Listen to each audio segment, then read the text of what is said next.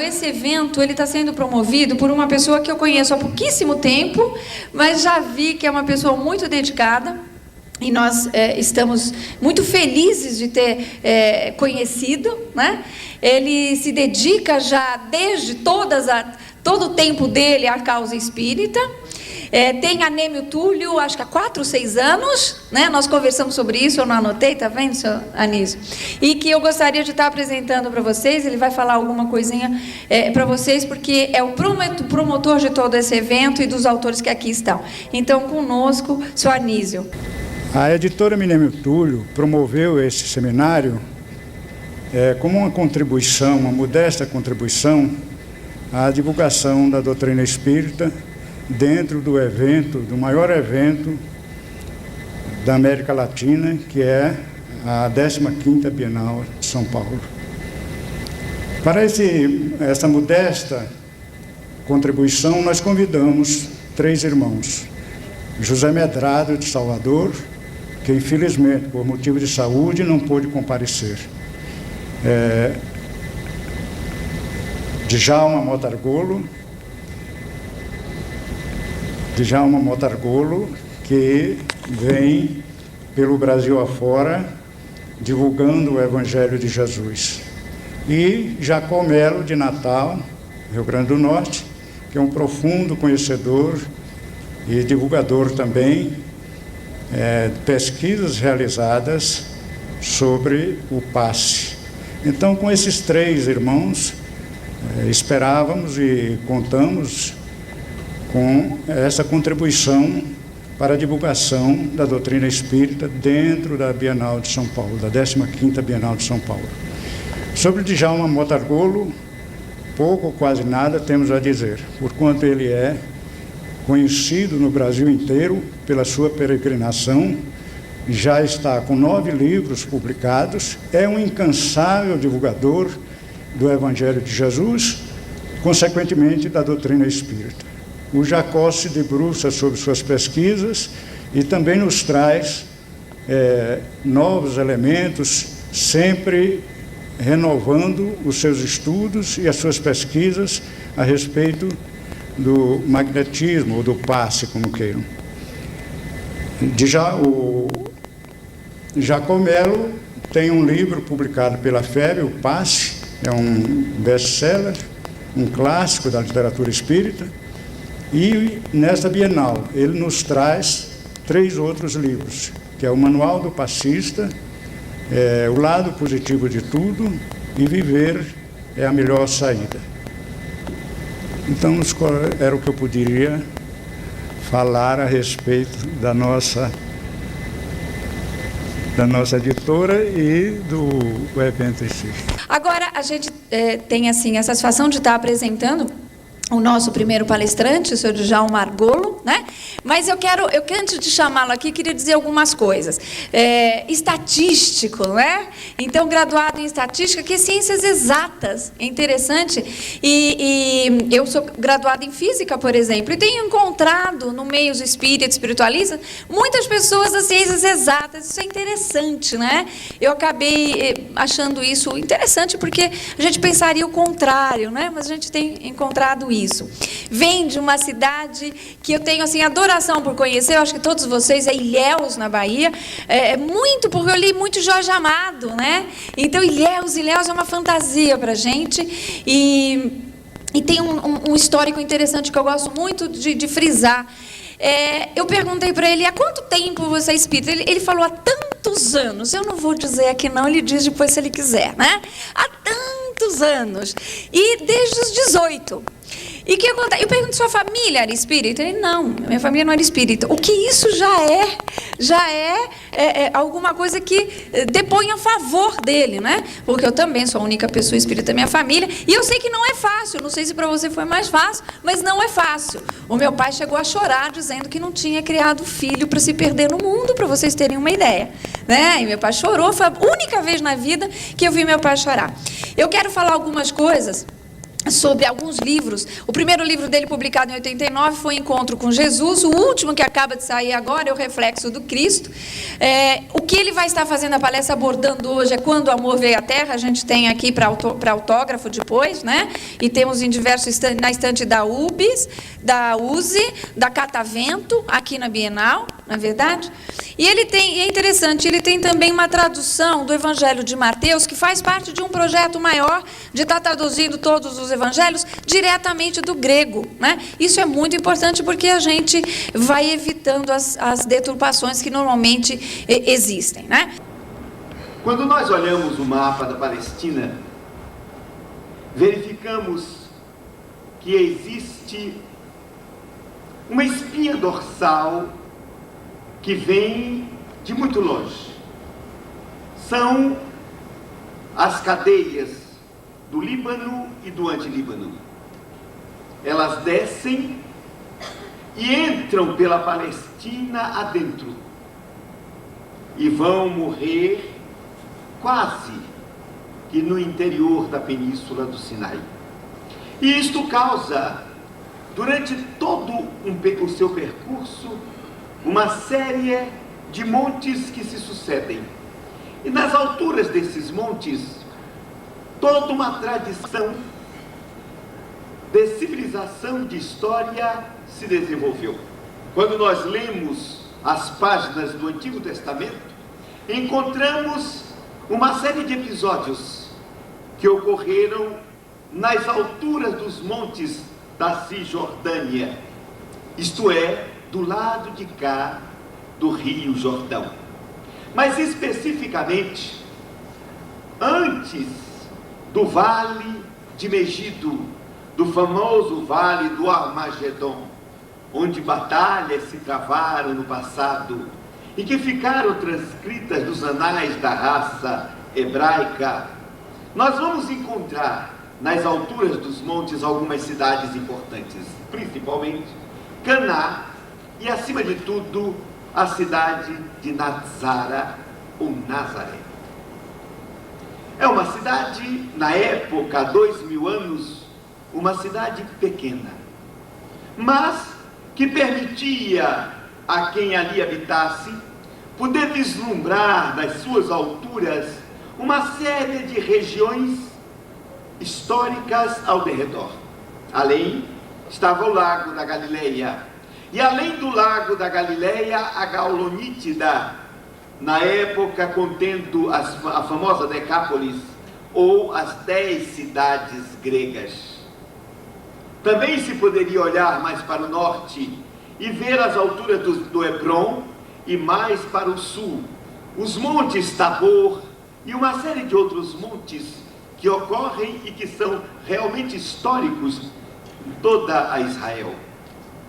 Mas Nazaré, naquele dia, se apresentava como sempre uma cidade pequena, cujas casas, em geral, aproveitavam as cavernas, as grutas, escavadas naturalmente na rocha porosa, e utilizavam esses vãos como quartos, como ampliação para os moradores que ali viviam. Todos eram pessoas simples e humildes. Nós nunca encontraríamos em Nazaré grandes latifundiários, ou grandes usinários, ou plutocratas eméritos, mas sim pessoas do povo. Numa dessas casas, onde morou um homem que se dedicava à construção, principalmente à construção de madeira, e que havia morrido já há algum tempo, nós verificaremos uma cena singular.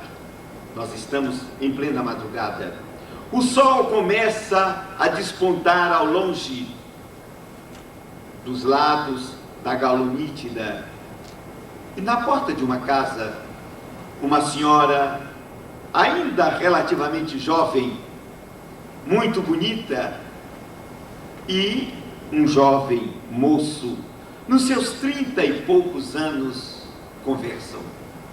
Verificamos que dos olhos muito belos daquela mulher escorrem lágrimas. E ela diz para o moço, que se adivinha pelos traços ser seu filho: meu filho, por que nos deixas? Mas mãe, eu não deixo. Simplesmente eu estou indo cumprir uma missão para a qual o meu Pai Celestial me designou. Filho, nunca consegui compreender muito bem estas suas ideias. Mãe, eu tenho um trabalho a fazer. Meu pai me solicitou que eu viesse à terra para ensinar aos homens o caminho da libertação espiritual. Mas nós precisamos tanto de ti. Mãe, não precisam mais. Desde que o meu pai morreu, eu assumi a direção da família e pude dar a vocês aquilo que era possível. Meus irmãos estão todos casados, minhas irmãs também, e a última que vai casar. Eu prometi que estaria no dia do seu casamento, na festa do matrimônio, presente em Caná, quando isto acontecesse. Agora, já estou desobrigado das obrigações familiares, porque inclusive tu, mãe, estás devidamente amparada. Nada vai te faltar. E agora eu assumo a tarefa para a qual o Pai me escolheu. Mas, meu filho, rompes assim os laços de amor que nos unem.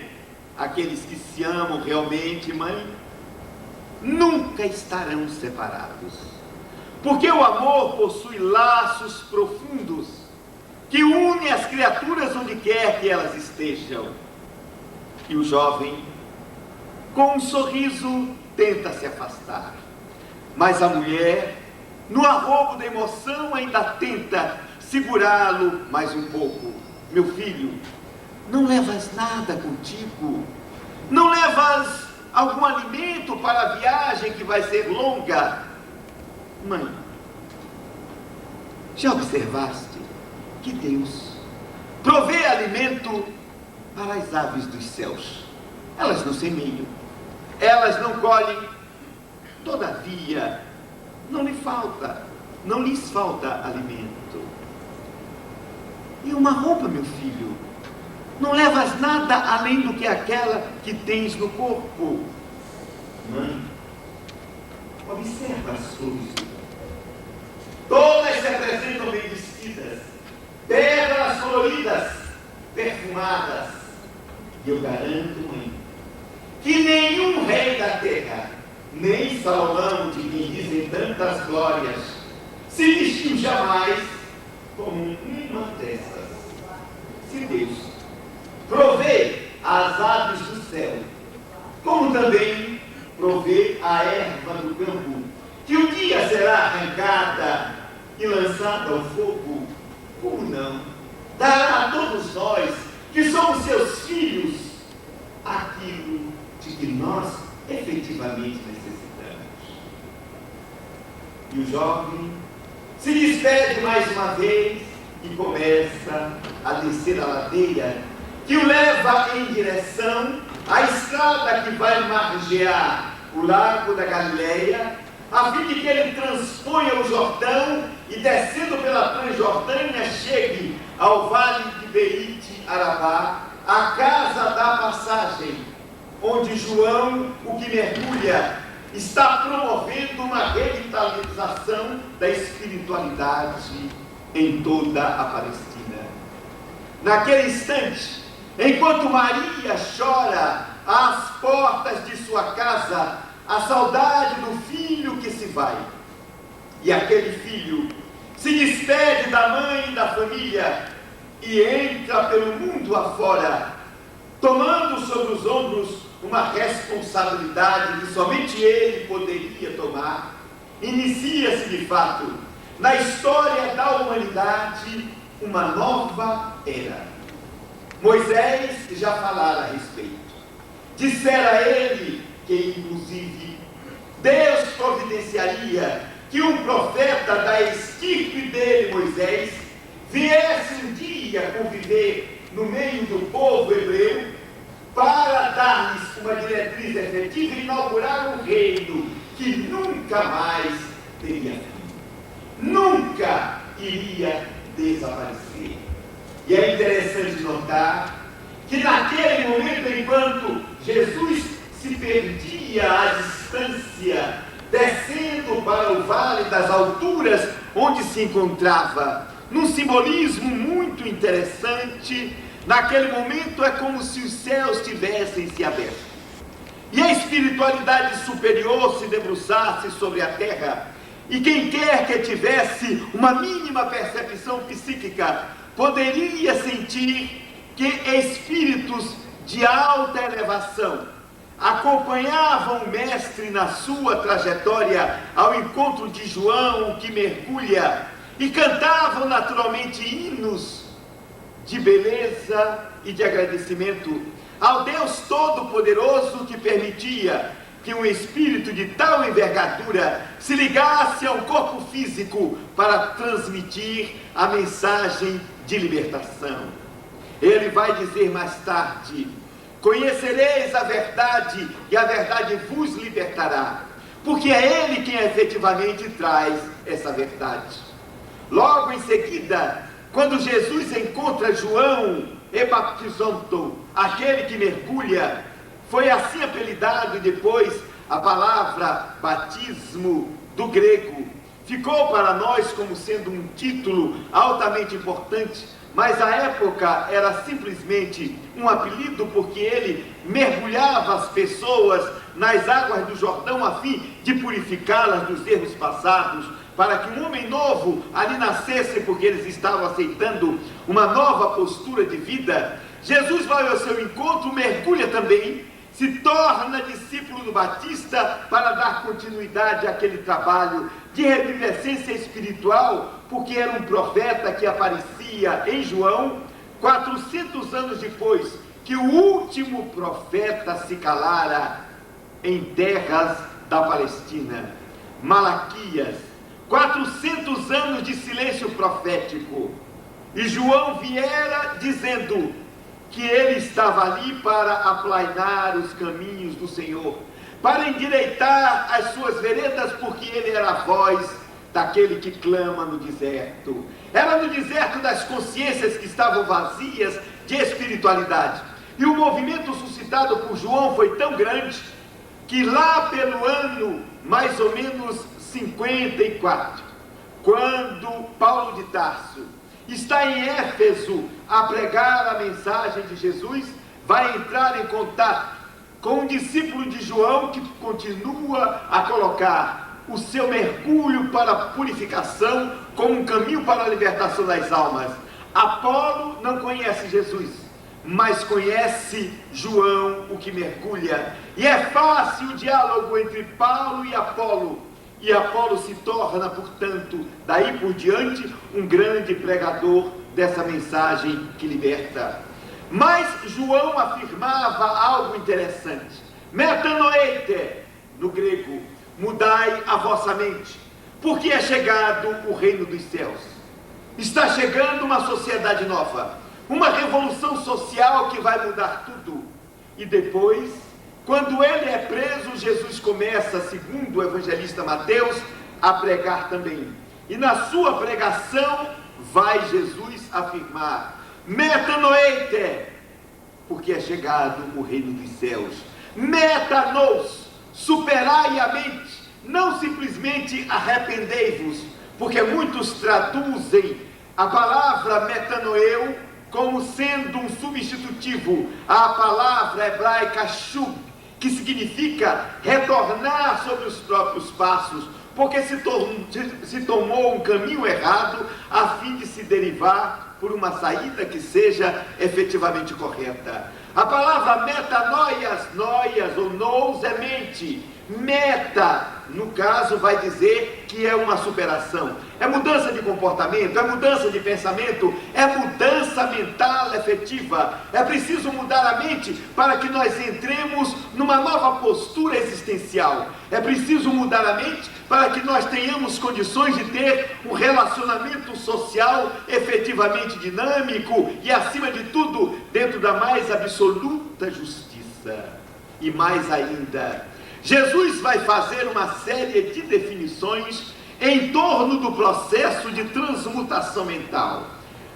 No Sermão do Monte, um dos livros que Amínio Túlio publicou, nosso primeiro exercício da tradução direta do grego de uma passagem evangélica, no Sermão do Monte, Jesus vai dar uma série de caminhos, vai indicar processos de transformação interior e vai terminar para a heresia daqueles que defendem a teoria da graça, dizendo que quem escuta as minhas palavras e não as põe por prática, assemelha-se ao indivíduo que construiu a sua casa sobre a areia.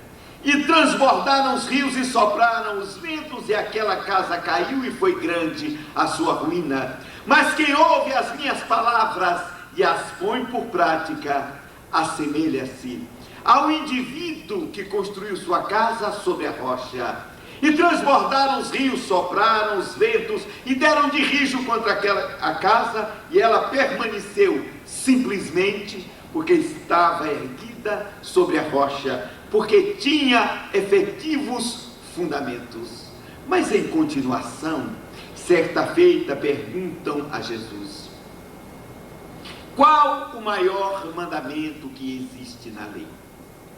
E o mestre, olhando para o escriba que lhe fizera a pergunta, lhe disse: o grande mandamento, o maior mandamento da lei é um só. Escuta, ó Israel, o Senhor teu Deus é um só. Amarás ao Senhor teu Deus de todo o teu coração, de toda a tua alma e de todo o teu ser. Mas o segundo mandamento, semelhante a este, é: amarás ao teu próximo como a ti mesmo. E o homem não sabe bem o que significa próximo, porque em hebraico a afirmação de próximo quer dizer o parente, o amigo mais chegado, aquele que faz parte da mesma crença religiosa. Era, portanto, um conceito restritivo. E o escriba tenta pegar Jesus pela palavra. Mestre, respondeste bem, porém, quem é o meu próximo? E o mestre, em vez de dar uma resposta direta, utiliza-se de um matla no hebraico, ou uma comparação, como nós poderíamos traduzir, ou uma parabolé no grego, que significa a mesma coisa, uma analogia, uma comparação. Descia o homem de Jerusalém para Jericó.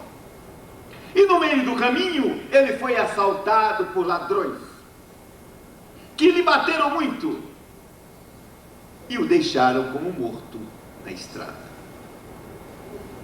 Pouco tempo depois, passou pelo lugar um sacerdote. É interessante a colocação de sacerdote, porque era uma casta das mais privilegiadas em Israel. Desde os tempos mosaicos, os sacerdotes eram descendentes praticamente diretos de Arão, o irmão de Moisés. Possuíam tarefas específicas no campo da ligação com Deus, porque eles eram os que faziam os sacrifícios. No templo de Jerusalém, eram os sacerdotes que examinavam as vítimas votivas. Eram eles que verificavam se havia alguma marca, algum sinal que a tornasse inaplicável ao holocausto que iria se fazer. E era ele também o magarefe, que iria degolar a vítima para recolher o sangue, através dos esgotos que levavam até o Vale do Cedron, onde dali por diante seria utilizado, isto na época de Jesus, porque antes, quando não havia templo, era em qualquer lugar que isto era feito. Depois era vendido o sangue para adubar as terras daqueles que plantavam, dos agricultores. O sacerdote, portanto, tinha responsabilidades muito grandes. Ele conhecia, como sacerdote, os meios e os modos de fazer com que o indivíduo expiasse os seus pecados através daquelas vítimas que eram ali imoladas. Ele tinha o segredo, portanto, da limpeza absoluta das almas. Mas quando ele vê um homem machucado, deitado pelo chão, o preconceito fala alto. Ele, o sacerdote, não iria tocar no homem caído, porque ele ficaria impuro. O homem estava manchado pelas impurezas do solo, pelo sangue, e ele tinha que permanecer puro. Portanto, fez a volta, passou ao largo, como diz Jesus, e continuou em frente. Mais tarde, passa um legisperito, um doutor da lei, um homem que sabia tudo a respeito do comportamento diante da própria divindade. Um homem que sabia quantos passos alguém poderia andar no sábado, qual o tipo de serviço que deveria ser feito no sábado, quais os dias efetivos em que os sacrifícios deveriam ser feitos. Ele conhecia os detalhes, ele poderia fazer interpretações, inclusive. E aquele homem olha o outro caído e deve ter imaginado o castigo de Deus. Pecador que está sofrendo. E foi à frente, não cuidou do homem, mas passava por ali um samaritano. E aí Jesus mostra como ele era absolutamente despido de preconceitos e como ele sabia ser ferino na hora precisa. Como ele sabia colocar o espinho na consciência do indivíduo que estava com uma ideia preconcebida e que o buscara nessa condição. É aquilo que mais tarde Paulo de Tarso vai dizer sobre o perdão aos inimigos. Quando nós fazemos o bem a alguém que nos faz o mal, nós colocamos brasas vivas em sua cabeça.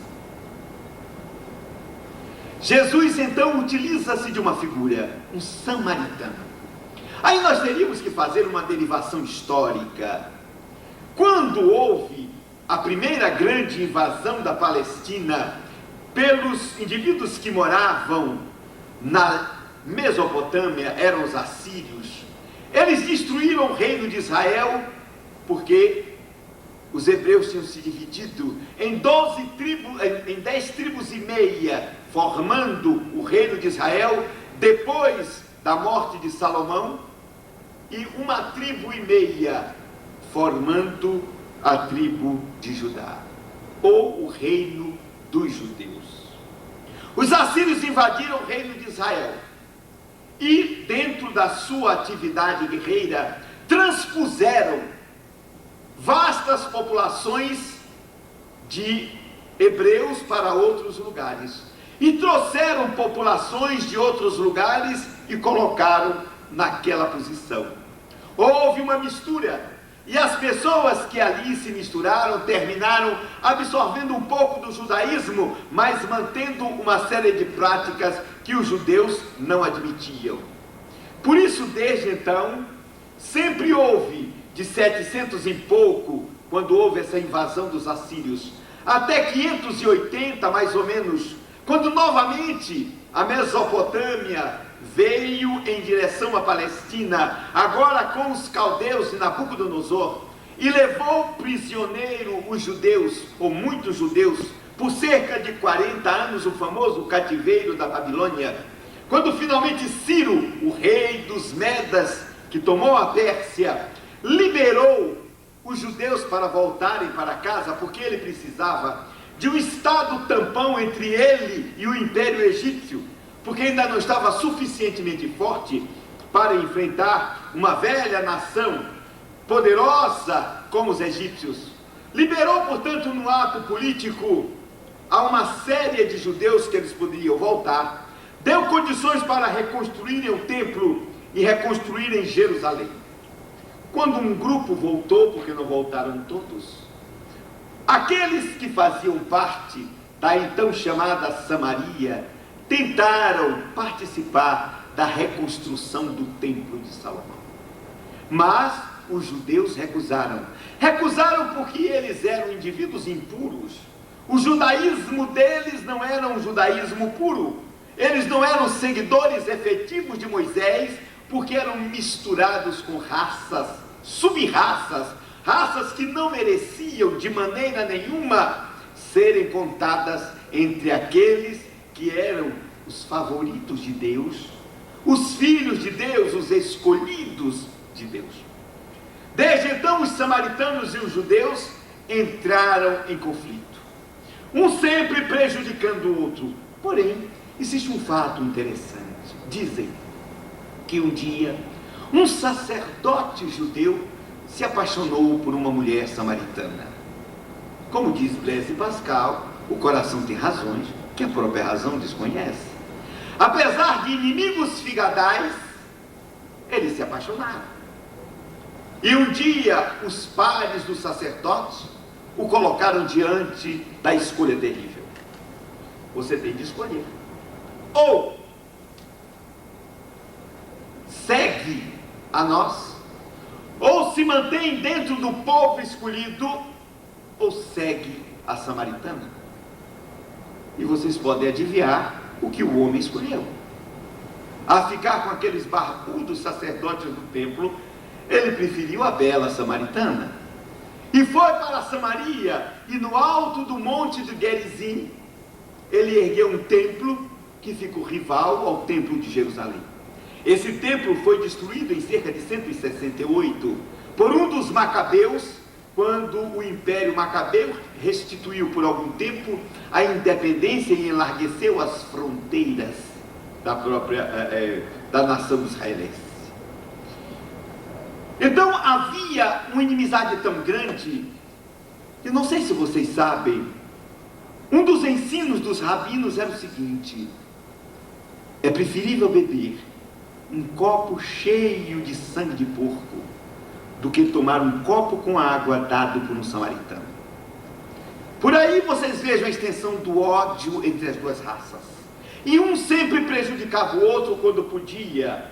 Vocês sabem que na véspera de uma Páscoa, uma das mais importantes, se não a mais importante festa dos judeus, principalmente na época quando afluíam do mundo inteiro judeus da diáspora para comerem o cordeiro pascal, que só podia ser comido dentro de Jerusalém e só poderia ser sacrificado no templo. Quando quase 300.000 pessoas assoberbavam Jerusalém e o seu entorno, os samaritanos entraram sorrateiramente numa ação de guerrilha na cidade santa, penetraram no templo arriscando a vida e jogaram ossos de defuntos dentro do Santo dos Santos. Tornaram o templo impuro, acabaram com a Páscoa dos judeus.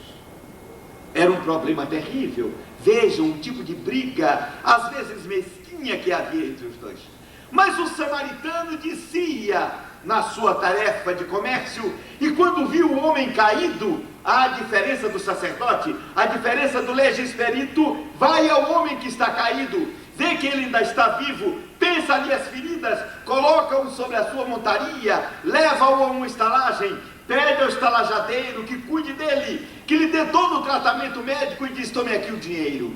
Se você gastar mais, quando eu voltar, restituirei. E Jesus pergunta ao homem: quem foi o próximo daquele que foi ferido? E aí, o escriba não tinha como sair, mas se vocês lerem o texto, verificarão que ele não diz o nome da pessoa que atendeu. Ele disse: aquele que mostrou misericórdia para com ele. Foi incapaz de dizer a palavra samaritano. Freud explica: ele não poderia pronunciar aquela palavra, ele não poderia admitir que o inimigo da sua raça fosse melhor do que ele e do que o sacerdote. Mas Jesus utilizou e vai e olha para o homem e diz: pois tu vai e faz o mesmo. Quer dizer, haja como o samaritano agiu, porque o samaritano usou de amor. E é esta a base fundamental do ensino do Cristo: amor. O amor move a multidão de pecados, vai dizer alguém depois, repetindo Jesus. O amor cobre a multidão de pecados. É o que Jesus vai dizer à mulher pecadora, que quando ele se debruça para jantar na casa de Simão o leproso, a mulher chega e ele está debruçado, porque à época, se os banquetes eram dados dessa forma, as pessoas se reclinavam em divãs, estavam deitadas e comiam deitadas, e a mulher chega, começa a chorar sobre os pés de Jesus, e enxuga as lágrimas que caem com o próprio cabelo, e beija-lhe os pés, depois quebra um vidro de nardo, na verdade um vaso de alabastro, de alto preço, com um perfume caríssimo, ela quebra e derrama sobre ele, e os discípulos ficam revoltados. Mas como? Por que fazer uma coisa dessa? Que desperdício! Com o dinheiro desse perfume sendo vendido, nós poderíamos fazer a caridade a tantos pobres. E Jesus, ouvindo-os à distância e talvez lendo-lhes os pensamentos, voltou-se para eles e disse: pobres, vocês sempre os terão com vocês, mas a mim nem sempre me tendes. E o que esta mulher fez foi untar o meu corpo para a sepultura. Por isto eu digo que o que ela fez, onde quer que o meu evangelho seja pregado, será relembrado, nunca vai ser esquecido. E virando-se para ela, ainda disse mais, que os erros que ela havia cometido na vida estavam absolutamente perdoados, porque ela muito amou. Conta Lucas que antes disto Jesus teve um diálogo com Simão o leproso, porque quando a mulher entrou e começou a tocar-lhe os pés, Simão pensou consigo: se esse homem fosse de fato o Messias, ele saberia que esta mulher é uma pecadora, portanto o está tornando imundo. Jesus, lendo-lhe o pensamento, disse: Simão, havia um homem que tinha 2 devedores. Um lhe devia, e nós vamos atualizar as importâncias, 10 milhões de dólares. E o outro lhe devia 500 reais. E ele perdoou aos 2. Qual aquele que ele mais amou? Simão disse naturalmente, como bom judeu, aquele que ele perdoou os 10 milhões de dólares. Pois é, Simão, eu entrei em tua casa e não me destes água para eu lavar os pés, o que era um costume da época. Ela, no entanto, desde que entrou, não cessa de me lavar os pés com as suas lágrimas. Eu entrei e não me deste o ósculo de boas-vindas, e ela não tem feito outra coisa senão beijar os meus pés. Não me destes com que refrescar o meu corpo, e ela derramou perfume sobre mim. Na verdade, Jesus disse: você foi tremendamente mal educado, me recebeu pessimamente.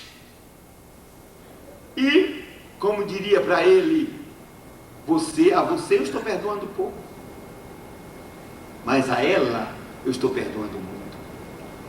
Ela amou muito, e é por isso que o amor, nós dizemos, cobre a multidão de pecados. E podemos afirmar, sem sombra de dúvida, que Jesus representava, como representa ainda, o amor materializado. Quando ele caminhava entre nós, nós poderíamos dizer: eis o amor que passa. Nós poderíamos até, plagiando a colocação de João, que mergulha, que diz: esse agnus Dei que tolet peccata mundi, falando isso na linguagem da Vulgata, eis o Cordeiro de Deus que retira os erros do mundo. Nós poderíamos dizer, vendo Jesus passar: Eis o amor que se materializou na terra para nos ensinar o caminho da efetiva libertação. Pelo amor, nós temos através do tempo visto a humanidade construir coisas notáveis. Pelo amor, Francisco de Assis, que reflete a presença do Cristo, empolgou uma época de tal maneira que conseguiu evitar conflitos entre as cidades italianas que só viviam do conflito. Francisco de Assis conseguiu, refletindo o amor do Cristo, marcar a história, dizendo: nós todos efetivamente podemos viver aquilo que ele viveu. Pela dedicação completa ao semelhante, pelo amor que se desdobra.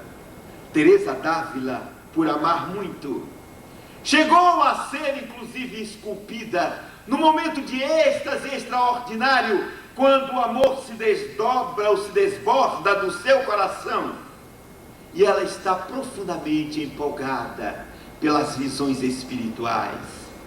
E foi o amor que fê-la sair da posição de religiosa medíocre para a grande fundadora das Carmelitas Descalças, e na grande obra de assistência social que ela construiu por toda a Península Ibérica. Nós podemos afirmar que é pelo amor também, ou que foi pelo amor, que Madre Teresa de Calcutá fez na Índia uma obra profunda de assistência aos miseráveis, e nós sabemos que muito mais da metade da população da Índia é de miseráveis. Foi graças ao amor que uma irmã Dulce pôde erguer-se em Salvador, na Bahia, e fazer um hospital para atender aos miseráveis, aos infelizes, e dar um exemplo notável. Foi o amor que fez um Eurípides Barçanufo, ao ver em desdobramento Jesus chorando, porque aqueles que o seguiam não estavam efetivamente seguindo a sua mensagem no ajudar aos semelhantes. Foi o que fê-lo ao se levantar, trabalhar diariamente até desencarnar e só dormir 3 horas por dia, para nunca mais ver Jesus chorando de novo. Foi o amor que fez Francisco Cândido Xavier encarnar e dar toda uma vida para a difusão da mensagem espírita através do livro, e mais acima, através do exemplo constante. É o amor que faz o Divaldo Pereira Franco renunciar a qualquer coisa que se chame família, a viver no mundo estraçalhando as cordas vocais, e apesar dos repetidos infartos, viajar pelo mundo inteiro com a sua voz maviosa e transmitir a mensagem de libertação, renovada agora à luz da doutrina espírita. E é sem dúvida nenhuma o amor que faz com que os indivíduos estejam hoje em dia em vários segmentos da humanidade, mas principalmente no movimento espírita, fazendo um convite notável para que todos possam seguir uma nova postura. É o amor que faz uma Minêmio Túlio, por exemplo, divulgar obras de profundo conteúdo espiritual, convidando todos à metanoia. E é pelo amor que eu tenho certeza que todos nós que aqui estamos iremos construir uma vida melhor, ou estamos construindo uma vida melhor, na transformação própria, na mudança de caráter, na mudança de atitudes, porque nós queremos ver um mundo melhor, queremos ver o reino de Deus na face da terra, e sem dúvida nenhuma eu consigo vislumbrar na visão psíquica, no horizonte da história, ele vindo e se materializando dentro em breve, e Jesus de braços abertos, não mais simplesmente a dizer: vinde a mim, todos vós que estáis aflitos e sobrecarregados, mas o próprio Jesus dizendo: graças ao Pai vocês chegaram, e agora efetivamente a terra vai representar os céus, porque somente os espíritos libertos estarão vivendo nela para sempre. Muita paz e muito obrigado.